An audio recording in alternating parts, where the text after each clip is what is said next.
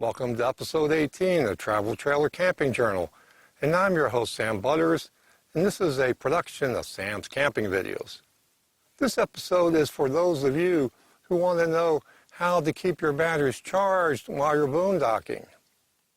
I use a variety of methods to keep my 12-volt lithium battery system nice and full when I'm camping in the desert and the forest. Stay tuned.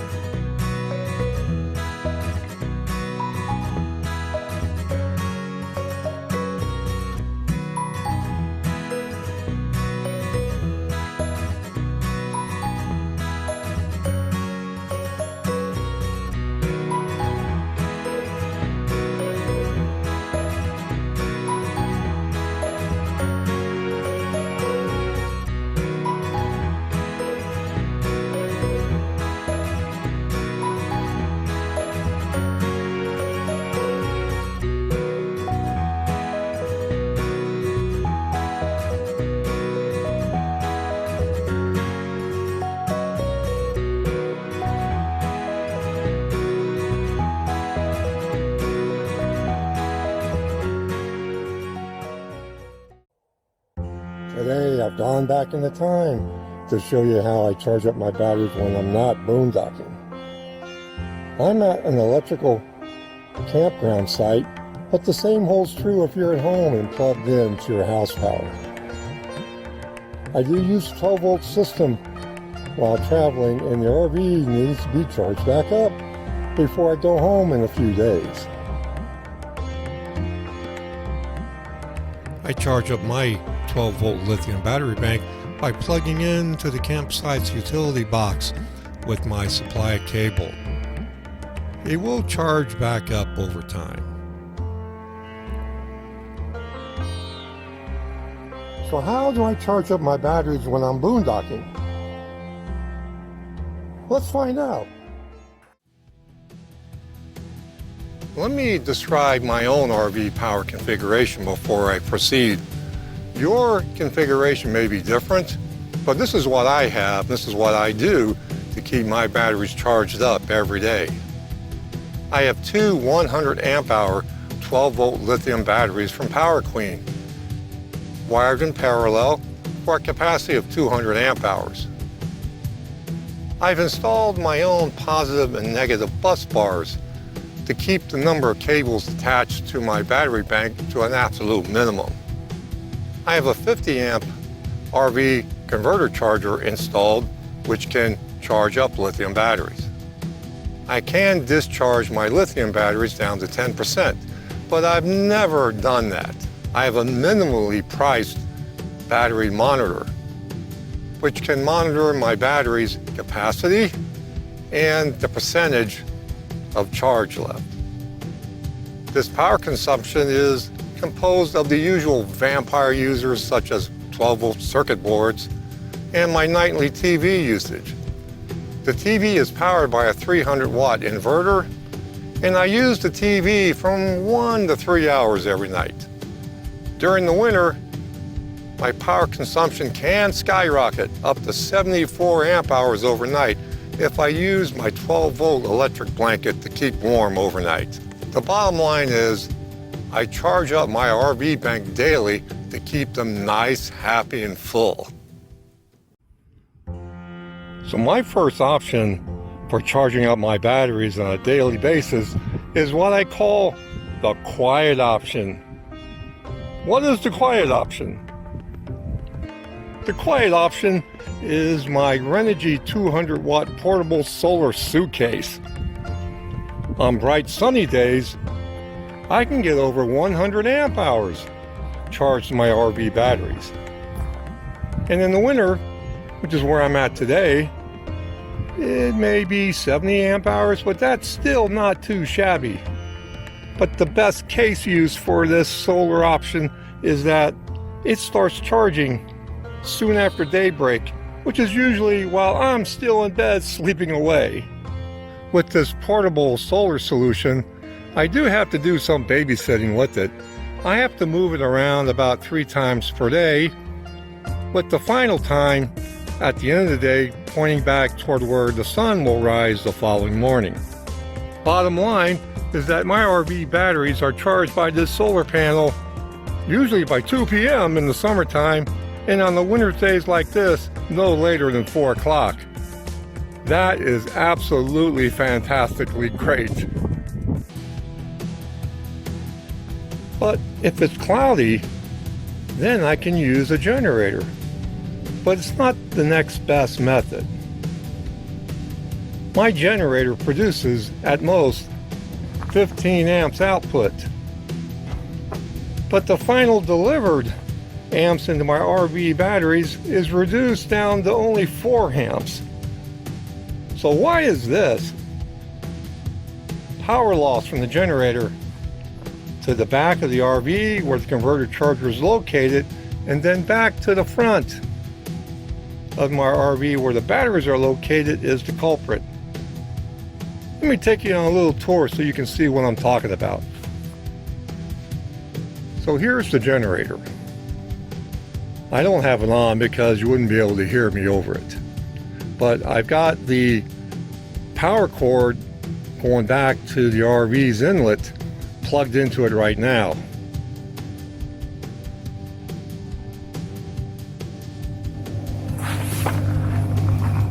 From here, it would perhaps give me 15 amps coming straight out of that AC outlet.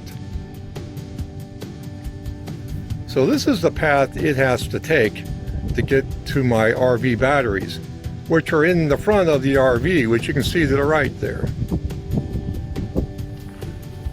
So we have like this 50-foot 30 amp power cord.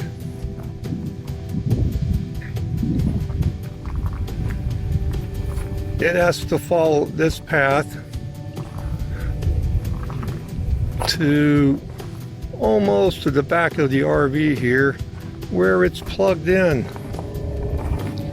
to the 50 amp inlet. I have a 30 to 50 amp adapter there, and at the generator I had a 30 amp to like, I think it was a 20 amp plug actually, but it doesn't really produce 20 amps coming out of that generator though. So the journey for this power still isn't at an end yet. There's wiring inside the wall of my RV here, and it wraps around to the back here. And approximately behind that spare tire somewhere and between the license plate is the converter charger underneath my pantry. From the converter charger, it then converts that 110 voltage down to 12 volt, and now it has to follow a duplicate path all the way around to the other side of the RV.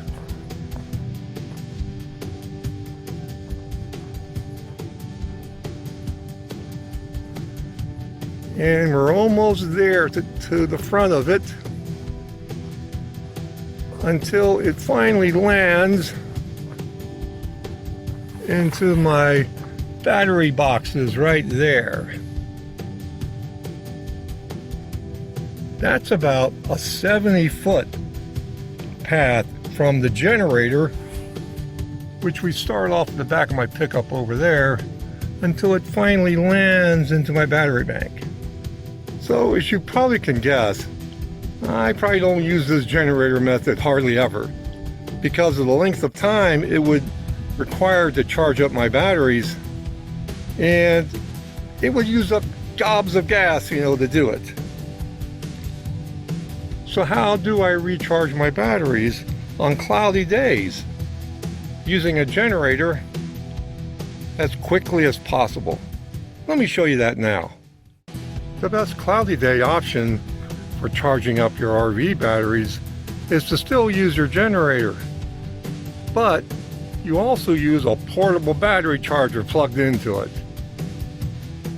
I use this portable battery charger plugged into my generator to be able to charge up my batteries on cloudy days. I made a small modification to this charger by permanently attaching its battery charging cables, which you don't see over here because they're attached directly to the battery bank. The battery charging cables for this charger are then directly plugged into the portable charger over here, and then I plug in the charger, and then my batteries start getting charged at a much greater rate with this portable battery charger. I have one just like it, at home to top off my Lithium Power Queen batteries when I'm not camping. This method of using a portable battery charger plugged into the generator and in turn attached to my RV battery bank produces on average about 15 amps, using the shortest path possible of just a few feet. In the summer, this method can charge up my RV batteries in about 2 hours. In the winter, this method would charge up my RV batteries in about 5 hours.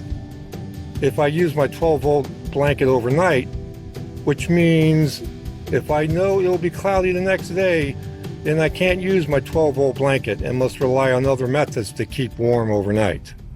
But you can be aggressive with charging up your batteries on a cloudy day by using all the methods I just described all at the same time.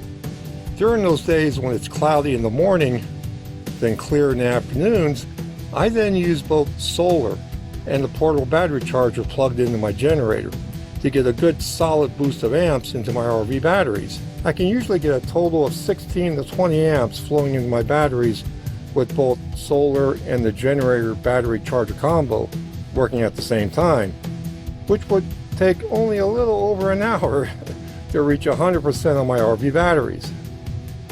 In the winter, it would take longer, about 2 hours and 45 minutes, but still not too bad. And like I alluded to in the beginning, to squeeze out those few more amps into the equation, I can then plug in the generator into the RV to get a total of 25 amps going into my RV battery bank in the winter and 30 amps in the summer. These were all of my methods to charge up my batteries to 100% while I'm boondocking. Your mileage may vary, and it probably will. In summary, I use solar. And then on cloudy days, I'll use a generator with the portable battery charger plugged into it to charge up my batteries while boondocking. You can always go aggressive and use all the methods that I've described if your situation warrants it. I hope you found this video helpful in assisting you in keeping your RV battery bank charged up while boondocking.